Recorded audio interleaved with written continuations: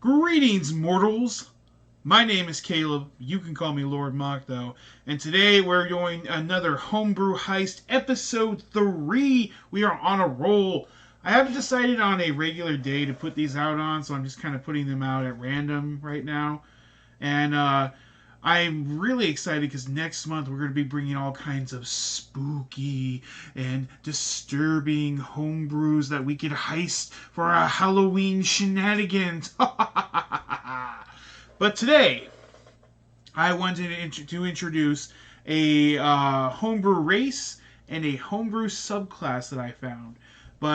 And of course, after that, we're going to build a character, and I will show you the character that I built using that homebrew race and that homebrew class, and maybe a little bit of extra sprinkling of stuff on there. So, without further ado, I give you the Pactborn. When warlocks, oops, clicked the wrong thing here, there we go.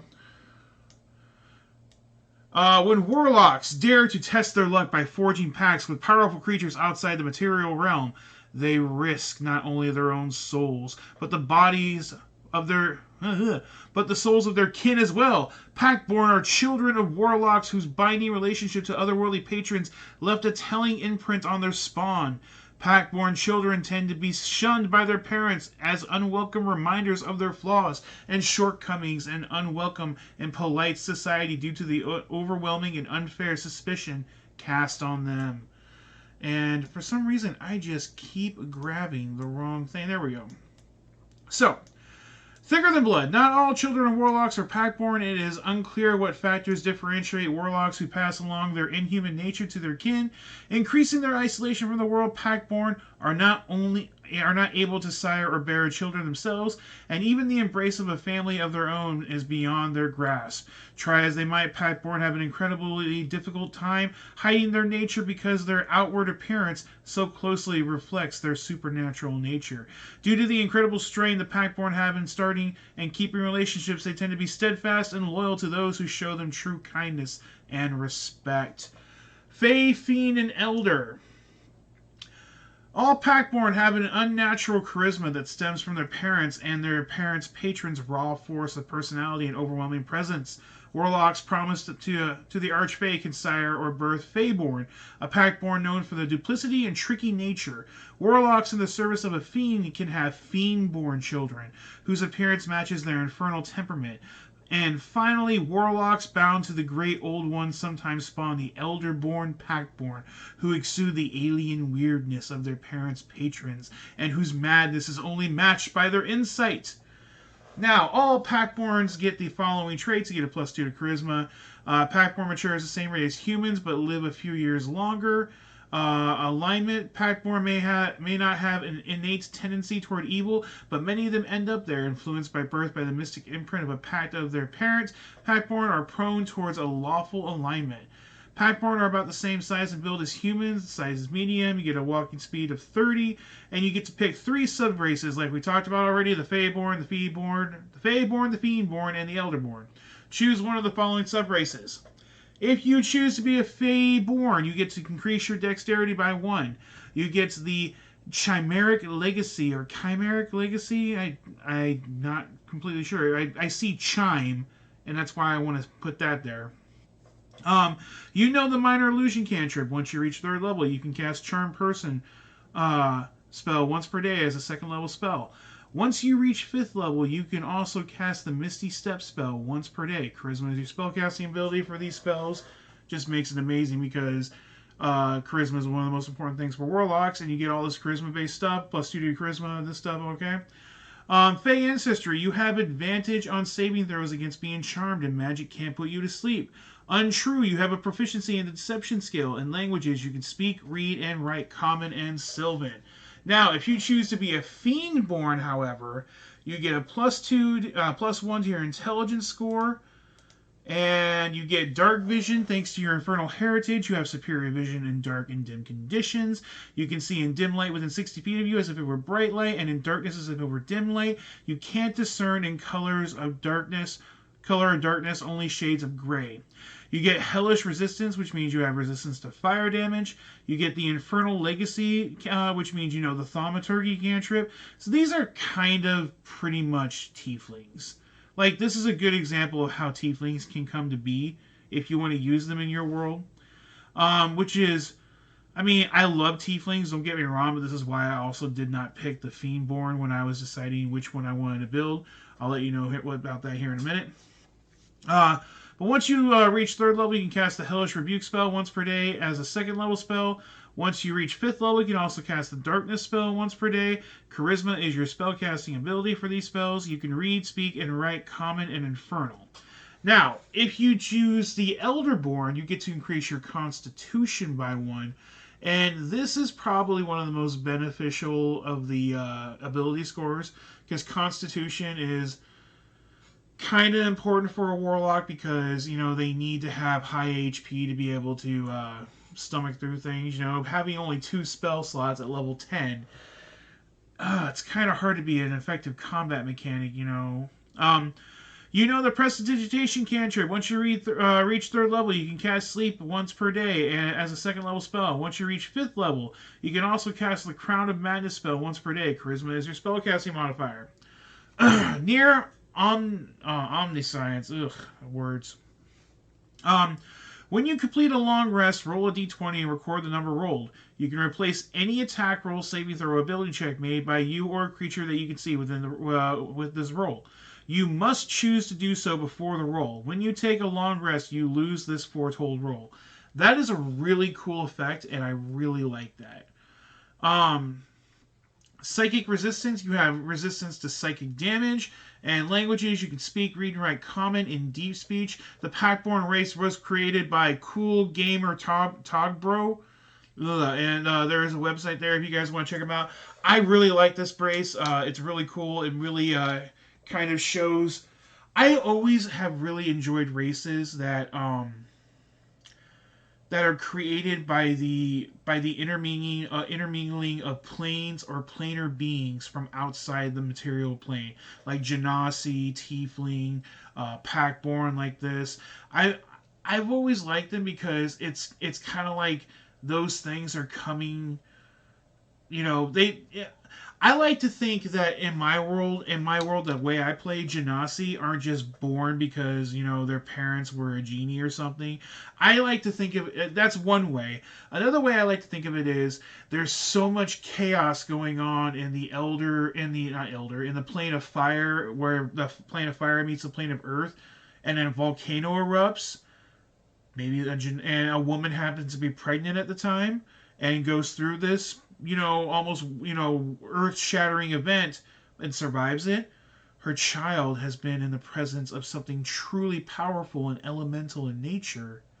Maybe it'll be born in Genasi.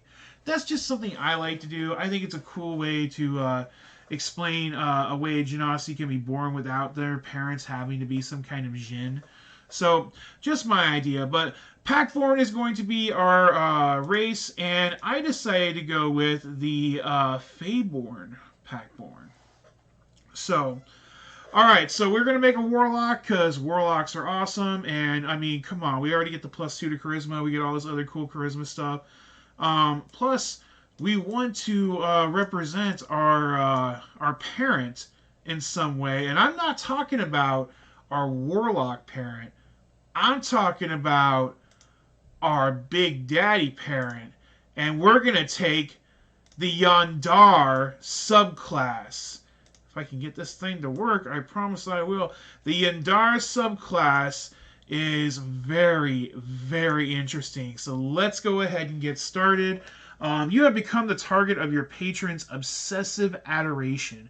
Their other traits are far less relevant than their fixation on you, which may not necessarily be to your advantage. Being ever in their sights, never again shall you be truly alone. But at least your patron's intentions and personality are understandable and consistent. What is asked of you is simple. Entertain your patron's complex, or at the very least, tolerate it. Now, I actually forgot to pick this, the Yandere traits. Your patron has a profound supernatural effect on your everyday life. perhaps seeking to socially isolate you. Choose one Yandere trait or determine it randomly using the Yandere trait table. We'll pick one of these once I read them all. You hear laughter or giggling when you depart from someone. You have trouble recalling people's faces and distinguishing them from one another. You can't fall asleep if you are within 10 feet of someone else. You never see other people in your dreams, other than your patron. Sometimes when looking at depictions of people, you hallucinate them as being replaced with your patron for a split second. From time to time, you lose the ability to verbally understand what others are saying for a minute. Food is more flavorful when you eat alone and is tasteless when you eat with others. Intimidating someone gives you an addicting rush of euphoria growing greater every time. I did take the Intimidate spell, so that's kind of cool. That could be neat. I kind of like, I kind of like number 6. Just because, maybe my patron's talking to me and that's why I can't understand what somebody's saying and I'm so involved in listening to them. I really thought this subclass was really cool. So the idea that I went with this subclass instead of my patron being like obsessive over me in some way, they're in like a romantic way or something. They're my parent. They're a doting father or a doting mother.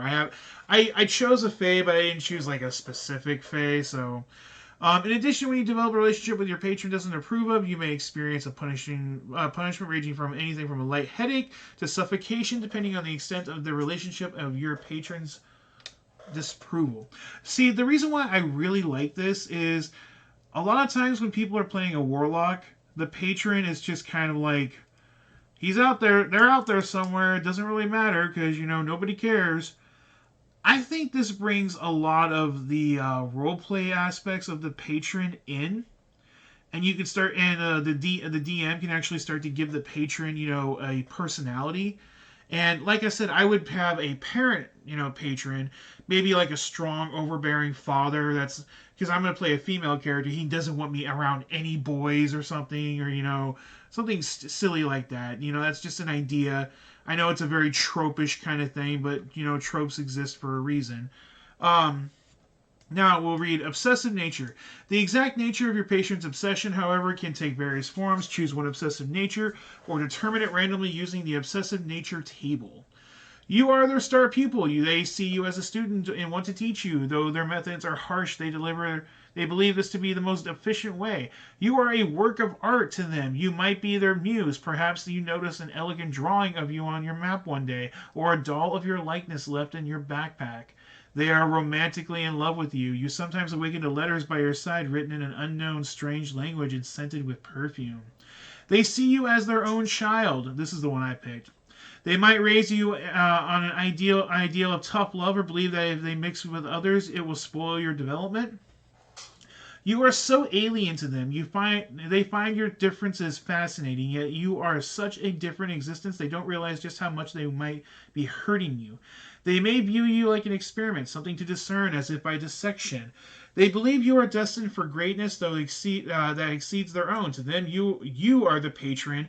They think so highly of you that they never acknowledge any weaknesses you have. They have a sadistic attitude towards you.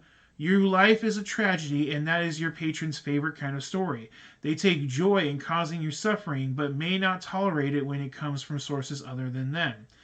They are extremely honest in their relationship with you, even if they were to call them out on their shortcomings with how they treat you. They might merely nod, contend that you are powerless to do anything about it. Now, you get to pick some extended spells, because every Warlock subclass gets to have extended spells. Those spells are, that first level, you get Alarm and Snare. Second level, Detect Thoughts and See Invisibility. Third level, Speak with Dead, Wind Wall. Fourth level, Arcane Eye and Locate Creature. And fifth level, Legend, Lore, and Dominate Person. Now, time to get into the juicy stuff. Our abilities for picking the Yandere Warlock subclass. Personal space. Starting at first level, your patron keeps you away from nuisances. You can move up to half your speed. As a bonus action, upon reducing a hostile creature to 0 HP, you are yanked backwards as if by an invisible hand. You must end your turn farther away from that creature than when you activated this feature. So that is our first effect. Let's go ahead and get to our next one. Let me make this bigger real quick. Selfish Sanctuary. Starting at 6th level, you can cast a Sanctuary spell on yourself without expending a spell slot, a number of times equal to your proficiency bonus. You regain all expended uses of this feature when you finish a short or long rest. When you cast this way, a spectral figure of your patron hugs you. The sensation is just tightly enough to be uncomfortable, but not painful.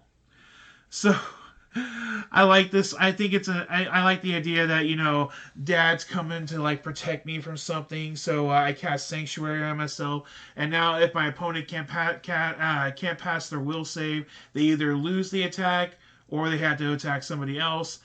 It's just funny. This was a really fun subclass. Starting at 10th level, your patron attempts to shield you from your enemy's sight as you strike them, as if you vanish from their vision for a moment. When you deal damage to a creature, any ranged non-magical weapon attacks they make against you suffer disadvantage until the start of your next turn. So this is really good against anybody that's using anything that's non-magical range attacks. Bows, light crossbow, regular crossbow. Slings, javelins, spears, all this great stuff that, as long as it's not magical, hey, they get disadvantage. You get to impose that on them.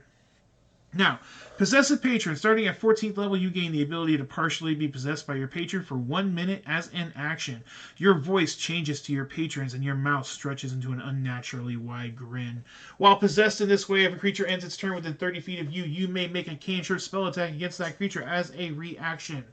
This spell must target only that creature. The possession ends early if you are charmed, which is going to be very hard to charm us. Or if your turn starts and you didn't make any attack using this feature since your last turn. Once you use this feature, you cannot use it again until you finish a short or long rest. So, pretty cool ability. The Yandere class was made by Hinata from Yanderella by Mamiko501. A lot of cool stuff going on in this class. Really enjoyed it. I would love to see more from this person. Now, usually I reach out to these people and try to get permission. I do find things randomly, though, on like Facebook and Pinterest and stuff, and sometimes it's difficult to find people. So, at any time, if I've done a video on something and you do not want your information out there, I will take the video down. I mean, I may not like it, but I'm going to take it down because I want to respect you guys and your wishes. So, now, we've talked about the race. We've talked about the class. Let's go ahead and start looking at our I cannot talk. At our character sheet. Now, I decided to name my character Yame, Daughter of the Forest, since I am a Fae-born warlock. So I decided to dump my strength because I'm not going to use it for anything. 14 for dexterity since I got that +1, and at level 8 I increased that to a 14. 16 for constitution. I used one of my level ups to get that bad boy up because I used the 15 there. 10 for intelligence, 14 for wisdom, 16 for charisma. I did take the investigator, not the investigator. Wow. I'm trying to think what it's called. The Inheritor background. So I got a set of Traveler's Clothes in Ocarina, which I know is not an actual item in the book, but I mean, come on. What if a GM really said no? I'd be like, fine, whatever, dude. But I got an Ocarina, a pouch containing 15 gold pieces, and I get the ability Inheritance. Choose or randomly determine your inheritance from the possibilities in the table below. Work with your dungeon master to come up with the details. Why is your inheritance so important, and what is its full study? You might refer to the DM to invent these details as part of the game, allowing you to learn more about your inheritance. As your character does, the Dungeon Master is free to use your inheritance as a story hook, sending you on quests to learn more about this item or its true nature, or confronting you with foes who want to claim it for themselves and prevent you from learning what you seek. The DM also determines the properties of the inheritance and how they figure out into the item's history and importance. For instance, the object might be a minor magic item, or one that begins with a modest ability and increases in potency with the passage of time. Or the true nature of your inheritance might not be apparent at first and is revealed only when certain conditions are met. When you begin your adventuring career, you can decide whether to whether to tell your companions about your inheritance right away, Rather than attracting attention to yourself, you might want to keep your inheritance a secret until you learn more about it, what it means to you, and what it can do for you. So what I decided to do is my inheritance is going to be a pendant like item that I wear around my neck. It's also going to be my arcane focus, and I'm going to like use a simple hand gesture when I'm going to cast my spells, and it's going to look like the spells are coming out of that pendant. Um, Now, obviously, I know that if my GM wanted to, he can like say, no, you need to pick something else to be your arcane focus, which I would then do. But let's go ahead and talk about the physical traits and everything of my character. Now, it's said that they have that the Pactborn have the same. And I'm sorry, guys. I just realized that I don't have my screen on. So there, now you can actually like see my screen. Sorry. Um, Now I know Pactborn says that they have the same age as humans pretty much, but they live a little bit longer. I don't think that makes sense, so I made my character kind of more elvish in age at 112 years old, 6'3", 184 pounds. The reason why I want this character to be so like perfect looking is because it is the child of an immaculately strong creature. One of my eyes is unique. It's part of my binding mark, which I'll go over with in a moment. I have a blue eye and an emerald eye. My skin almost appears barkish, and my hair is kind of like a foliage thing, like some maybe leaves and bushes or something. I'm probably gonna have art made for this character because she just sounds amazing. So for my traits, I get bored easily when am I going to get on with my destiny? So I am a lot like Rapunzel from Tangled. When will my life begin? I don't know. But my ideals, destiny, nothing and no one can steer me away from my higher calling. My bonds, I have a loving parent that wants nothing but to protect me. My flaws, I long for new experiences, often endangering myself and others in the process. So my idea is my character really hasn't gotten a lot of time spent in the real world. They've been spending a lot of time in like what do they call those places where only like gods and stuff can like, well, not only gods can go there, like it's like a small plane that they live, like most of my life has been spent there with my parent. And I've been like, oh, you gotta let me out of here, I gotta go on and do something, I'm so tired of being here. And that's why I'm on the material plane, and they're keeping a close eye on me because they love and care for me. It's just I think it's a great idea for the DM to have a lot of fun with. Patron attitude. The patron interferes with child when unwanted, leaving them to question whether they can act and succeed on their own. What that means is my patron parent spends a lot of time getting involved in things that I do not want them involved in. I can do it on my own. Let me do it. But they do it all. They keep getting involved. Like for an example, maybe the DM is going to be really checking on food and water, and making sure that we're surviving in a correct fashion.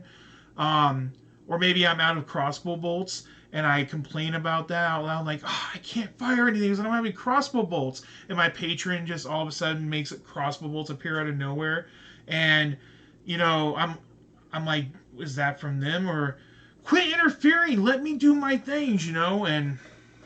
I know it sounds broken because I'm getting stuff for free, but the idea is that I'm going to be doing this in a roleplay fashion. So, special terms of the pact: must be willing to accept help from the patron in times of deadly strife. So this is an exception to the earlier rule. Like my parent said, I will only let you go if you let me help you when it's like a life or death situation, and the DM can do what he wants with that. It's just an idea. Binding marks. One of my eyes looks the same as one of my patrons, and that is the emerald eye. Now, I started out, like I said, with a set of traveler's clothes, an ocarina, a pouch. I decided to go with the light crossbow, 20 bolts. My arcane focus is my inherited item. I got the Dungeoneer's pack, leather armor, and a spear. Now, let's take a look at my character. So, like I said, I dumped my strength and I got an 8, so a -1. Got a 14 dexterity, 16 constitution, 10 intelligence, 14 wisdom, and 16 charisma. I decided to have. I think I took. I got Deception for my race, and I think I got Arcana for my background. And then I got Investigation, Survival, and Intimidation from my class, I believe. Could be wrong, not 100% sure. I instead of rolling, I just took the 5 plus my Constitution for HP, so that's how I got to 80 HP. Usually I would roll, but you know. Now, I decided to do something different for a pack boon. I decided to also do a homebrew for a pack boon. So here we have the more warlock patrons and a pack boon. Now, I'm not going to go ahead and talk about the patrons in this book because I didn't pick them, and we were talking about the Yandere. I decided to take the pack boon though, that is the Pact of the Body. You learn the bark skin spell and can cast it on yourself at will without expending a spell slot or material components. You also don't need to concentrate when using bark skin on yourself. In addition, when you use bark skin on a creature, they can benefit from any invocations you have. If an invocation states that you need to use a warlock spell slot, the partner must have access to one himself. Lastly, when you cast bark skin on yourself, including yourself, they count as being a creature of your patron's type instead of a humanoid. Now, I thought this was really cool because I'm going to be suffering a lot from not having a very high AC. So bark skin is literally going to make my AC 16, and I don't have to concentrate when it's on myself. That is amazing. Plus, there's some awesome evocations here that I can take with my Pact of the Body. When the bark skin spell is cast on you with Beguiling Defense, I get to add a +3 to my AC to make it 19. So I did take Beguiling Defense, and I believe I took Unearthly Connection. When you cast the bark skin spell on a creature, you gain telepathic link with that creature for 1 mile. In addition, you don't need to concentrate on the bark skin spell anymore, and then the duration of is 8 hours. So now, no matter who I cast it on, I do not have to concentrate. I believe that was the only things I took. I probably will take the other Pact of the Body things once I'm high enough level. But for right now, that's what I took for those. Let's go ahead and look at my other invocations. Repelling Blast. When I hit a creature with my Eldritch Blast, I can push them 10 feet away in a straight line. Eldritch Sight. I gain the Detect Magic spell, which I can use at will. Agonizing Blast. When I use the Eldritch Blast, add Charisma modifier to damage, and it deals on a hit. So yeah, I didn't pick anything from Mystic Arcanum because I only wanted to level up to 10 so I can at least show off some of the cool stuff that I did with this. Let's go ahead. Final thing. Just look at all the spells I got. So for the cantrips, I got Minor Illusion, which is a racial spell. Eldritch Blast, Minor Illusion. Oh crap, I need to fix that. Duh. I don't need to take Minor Illusion twice. I will have to fix that, but I took True Strike because, and my idea with this character is I wanted to have utility, and so Eldritch Blast, you know, everybody knows what that does. True Strike, I wanted to be able to like know what that creature is and use my abilities on them. Mage Hand, everybody knows what Mage Hand is. Armor of Agathis is going to add to my already amazing defense. So to be honest, even though I have no strength in anything, I'm going to be kind of a tank with that bark skin ability and Armor of Agathis, because now I can use Armor of Agathis to get myself 5 temporary HP, and when I get hit by an attack, I can use that ability to deal cold damage to them in the amount that I have for temporary HP. Unseen Servant, everybody knows what that does pretty much. Hellish Rebuke, as a reaction, if somebody hits me, I can point at them, and since I'm level 10, it will be doing 5d10 damage or half on a failure. Snare is a really awesome spell that I can take some rope and cast it, and now it makes an invisible trap. You guys already know what Sanctuary does. We kind of already went over that. Detect Magic, Bark Skin. Now, here's where some of my utility comes in. Hold Person, Detect Thoughts, Charm Person. I wanted these so I can, like, not only be kind of tanky, but, you know, use the power of my patron to, like, control others. See Invisibility. Why do I have Wind Wall written down? I messed up on this a little bit, so I'll have to fix it, you know, later. But That should have been something else. You know what? We can probably figure it out. Let me, because I'm pretty sure I took a Yandere. Yeah, it was supposed to be Arcane Eye. So I took Arcane Eye for a 4th level spell. Um, so other than that, I also took Legend Lore. I don't know why I put Lord. Well, this is what happens when you make a video at 2:30 in the morning. Um, but Legend Lores just sounded really cool. Like if I wanted to know any information about something, I can just, as long as I get high enough roll, that'd be really cool. And again, some of that utility with Dominate Person. Um, so yeah, I would really love to hear what you guys think in the comment section down below. Tell me what you think about the Pactborn and the Yandere. I'm gonna go ahead and make this a little bit smaller so we can get them both on screen. But yeah, tell me what you guys think about the Pactborn and the Yandere. Like I said, I wasn't really that happy with the Fiend one, because I'm pretty sure a lot of that is just what a Tiefling is. I'm not 100%, but I'm pretty sure a lot of it is. But yeah, the other two were really cool. The Fiend one isn't awful, but it is still just kind of a Tiefling. But I still enjoyed everything about it, and finding that new pack boon was really cool, especially since it kind of fits with the whole Fae thing. So I like that. But again, let me know what you guys think in the comment section below. What do you think of the Pactborn? What do you think of the Yandere Warlock subclass? And what do you think about Pact of the Body? Let me know in the comment section down below. Thank you guys so much for watching. I hope you did enjoy this video, and I will see you all next time. I almost literally just stole something from another YouTuber that I watch ridiculously. I am not going to say that. I will see you all next time in the material plane. This is Lord Moch signing off.